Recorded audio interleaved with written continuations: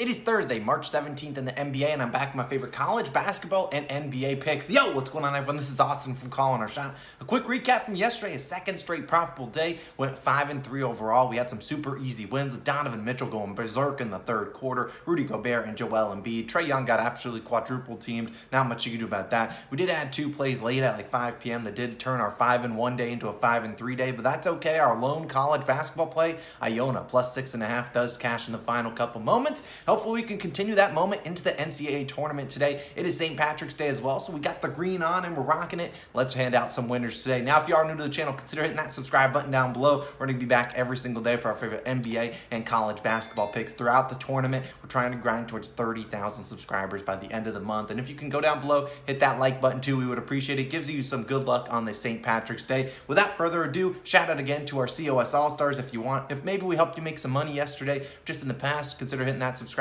or that consider becoming an all-star. Costs $2.99 a month.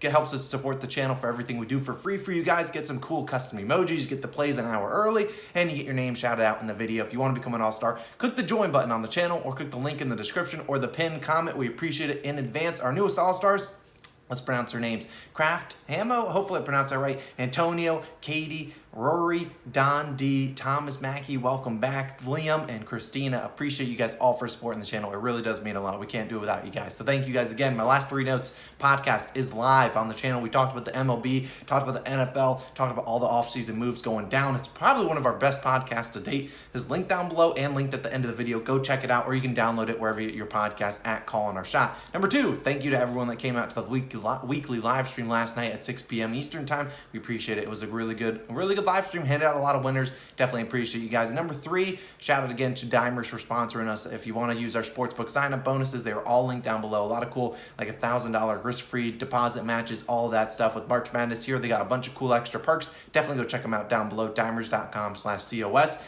It supports us as well, and use those sign-up links. Now today, we got 3 college basketball plays. Then I'll talk about the lone Pistons versus Magic NBA game at the end. Probably won't have any NBA official plays, but we'll talk about 2 that I do like. Now let's start with the bang, and we're starting with Arkansas. I'm taking them -5 versus Vermont, -105 on DraftKings. Now, this is a later 9:20 p.m. Eastern tip-off, but I really like the Razorbacks in this one, and this is another collab play with my friend King Sanders. If you don't follow his YouTube videos, definitely should go check him out. I think he's closing in on 6,000 subscribers. He's been on a great run in college basketball too, and he gave us the Iona plus 6.5 winner, so we're running it back with him. Now, look at Arkansas. They started off the season 9-0, then they lost 5 of their next 6 games, and they ended at January 8th.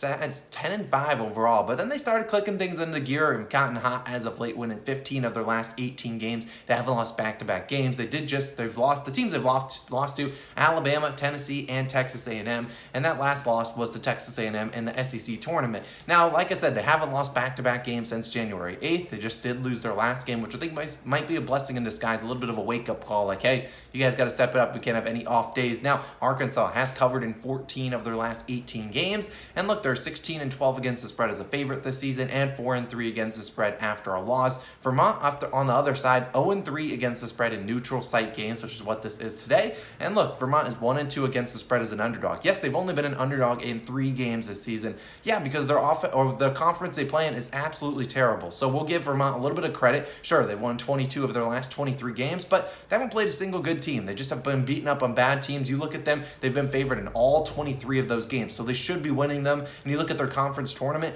they were favored by 24, 23, and 16 points. That shows you how bad the teams they were playing was, and their team conference is not that good. Arkansas, a very physical team that really, they will be attacking the rim a ton and getting to the free throw line. I had to pause for a second as the ambulance drove by. Those are going to your bookie's house. Now, you look at Arkansas, this is a team that gets to the free throw line a ton. I mean, they have 4 10-plus point scorers on their team. All 4 are decent free throw shooters. If they had one weakness, and it might be their detriment in the NCAA tournament, it is perimeter shooting. Not the best shooting team on paper, but they play aggressive, they play physical defense, and it's something that I don't think Vermont is ready for. Arkansas scores 22.5% of their offense from the free throw line, which is 9th in the nation, and foul trouble could be a detriment for this Vermont team that I don't think is a very deep team. So I think Vermont won't be able to keep them at the paint, and we should see Arkansas roll in this one, start fast, and never look look back, I think the Razorbacks win this one by at least 10 points. So we'll take the Razorbacks, Arkansas, minus 5 points. Now, moving on to my next play, we're taking New Mexico State and the UConn. We're taking the under 132 points, minus 110 on DraftKings. This tip-off is 6:50 p.m. Eastern time.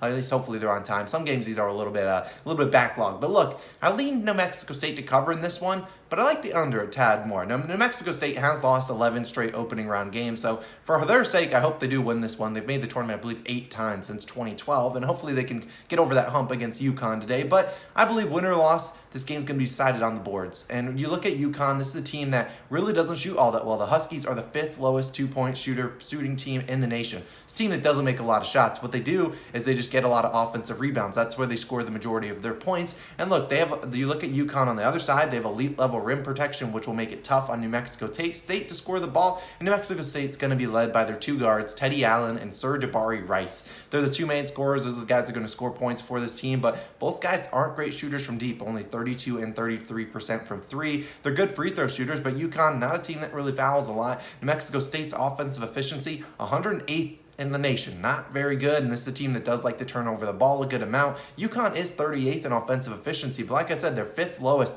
two-point shooting percentage team. They're not a good team shooting the ball. They just get a ton of offensive rebounds. It's exactly that's how they score the majority of their points. It's the team that generates a ton of second chance opportunities, the most in the NCAA tournament field. And look, UConn's defensive efficiency ranks 33rd in the nation. New Mexico State at 49th, pretty good. Both teams like to slow down the ball, become a little bit stagnant as the game goes on. So I think the defense will prevail in this one. There's a reason this over-under is at 132 points, which is very low for a tournament game.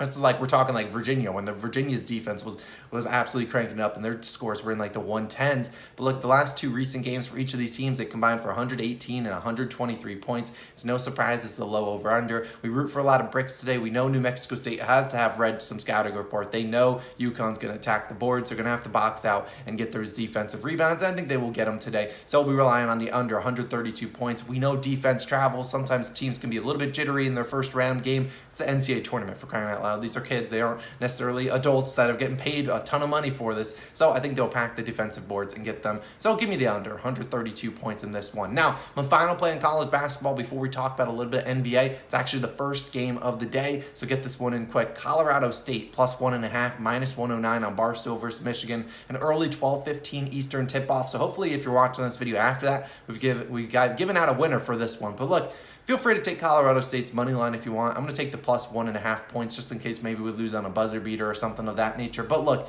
I'm not a believer in Michigan. I don't know why honestly, a lot of people, the public's, they're a heavy public favorite.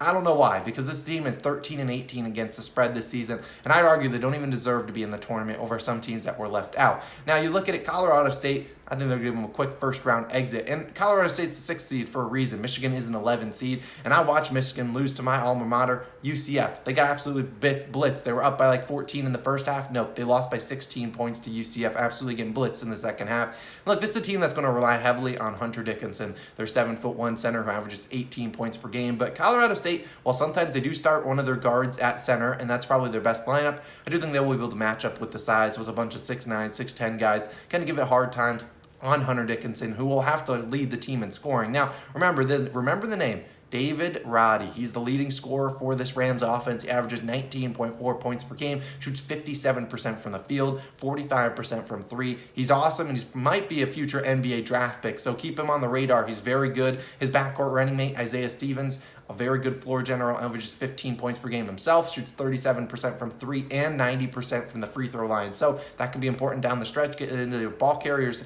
ball handlers, get it into his hands and let him go knock down some free throws to ice out the game. Now, in the NCAA tournament, usually good guard play normally prevails over a dominant center, and that's exactly what Colorado State has today. They're ranked 21st in defensive efficiency, or in offensive efficiency. Michigan just at 47th. Michigan also will be without one of their top point guards, Devontae Jones, out with the concussion. Look, Roddy, he is a 6'6" tall guard. He likes to post up opposing guards. He should be able to do it. And if you double team him, he's a very good, capable passer. Look, three of the 5 teams that Colorado State has lost to have made the tournament. So I think the Wolverines, you can't say the same about them. They are a very, very overrated team in my opinion. I think Colorado State will teach them a little bit of a lesson, and they should not be an underdog in this one. They're the 6th seed for a reason. I'll take Colorado State plus 1.5. You take the money line too. I think Colorado State gets us started with the win.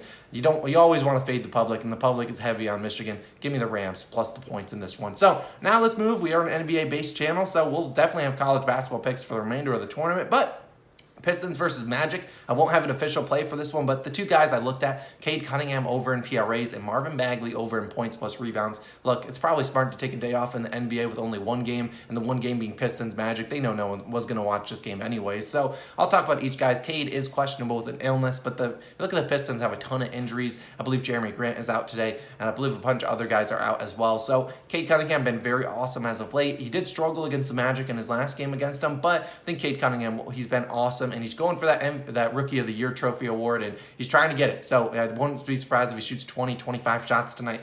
He's been very good as of late. I assume he plays tonight. Like I said, he missed the last game with an illness. Now, the other guy, Marvin Bagley. Now, Marvin Bagley, he burned us a couple nights ago, and you likely will not get a line for Marvin Bagley until whenever the game tips off, 6 p.m. Eastern time. But I like Bagley to come off the bench a little bit more, kind of less guys to shoot when he's on the floor, and less people on the floor to take shots away from him, especially with all the injuries for the team. We know Isaiah Stewart, he loves himself a little foul troubles. That's his specialty, but the Magic have been very bad against opposing power forwards and centers as of late, and they do start that Mo Bamba and Wendell Carter Jr. lineup. So we could see Mr. Marvin Bagley have a pretty good game, but like I said, these are just leans. I'm not adding them to the card. We'll take the NBA slate off. So my 3 official plays, we're riding with Arkansas -5 versus Vermont. We're taking the under 132 points in New Mexico State and UConn, and we're taking Colorado State plus the 1.5 points, fading the public, taking the Rams plus the 1.5 points, although I do think they win that one outright. So those are my 3 plays. Good luck today. It's college basketball, not my specialty, but we'll still see if we can get some wins. As always, appreciate you guys for supporting the channel. If you want to become a COS All-Star, click the join button on the channel or click the link in the description. Let's go have a great day. Enjoy the first day of the March Madness tournament. Enjoy your St. Patrick's Day as well. I'll see you guys later when hopefully these plays cash. Let's get after it. See you guys later. Peace.